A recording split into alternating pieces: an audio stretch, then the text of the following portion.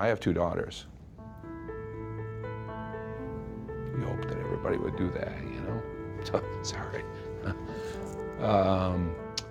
So you hope that young man is at that party if your daughter's there.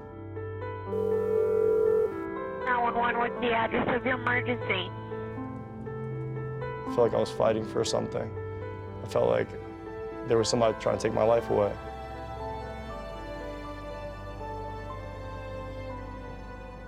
Let's dominate every single period, every single play. Are you ready, Giants?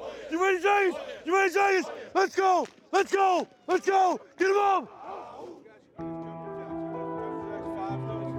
Before the summer of 2017, football meant almost everything to SUNY Cortland linebacker Kyle Richard as he was preparing for his junior season. It's a very important part of his life. The friends that he's made playing football he refers to them as friends for life. They're like an extended family for him.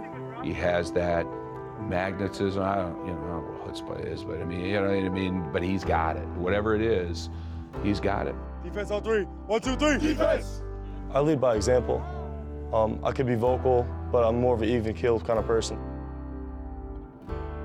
At a party in the early morning hours of July 23, 2017, Kyle's leadership values were tested beyond the football field and the locker room.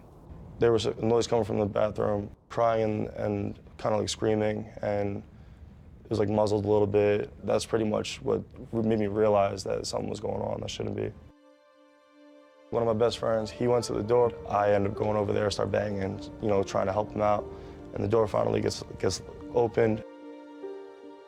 We see potential sexual assault happening, and it was clear as day to us.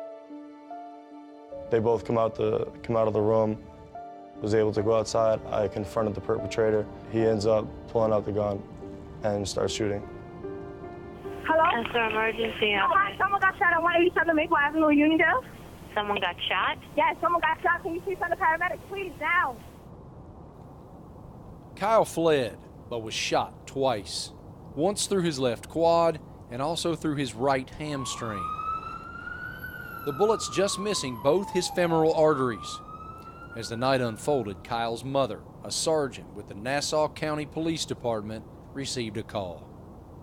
The phone call I received was from a paramedic who I happened to know. He told me that my son was on the way to the hospital, but that he was okay. And I thought maybe he got in a car accident or something. And he said, no, he was shot, but he's okay. And honestly, that didn't make sense to me. He said, I did everything you taught me. I didn't know what he was talking about. You know, what could have possibly happened? Kyle's injuries would require significant rehabilitation, with doctors focusing more on his overall recovery and less on a return to football. One of my sons mentioned to him, you know, don't worry, Kyle, you could be redshirted for a season, because we were 3 weeks away from football camp starting. He said, the only red shirt I'm wearing will have the number 55 on it. As a coach, you're going, okay, bullet hole. I've never coached a young man who's been shot through and through in the leg, right? And our trainer has never serviced a young man in that same manner. So is he going to get back onto the field? Well, nobody, you would assume not. I was always optimistic that I was going to be back earlier than most people thought. Second game of the season, he's back onto the field, and it's no surprise.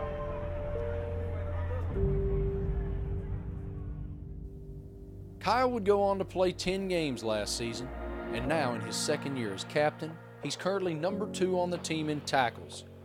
But since the incident, having been honored for his actions by multiple organizations, he's also focused on the message he wants to deliver off the field. It's really tough, the topic of sexual violence, but I hope my story has influenced people to really take a stand against it.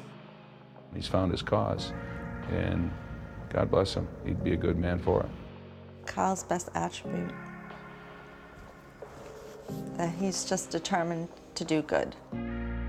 Be that person to help somebody else's life out. That's what I want to be able to do.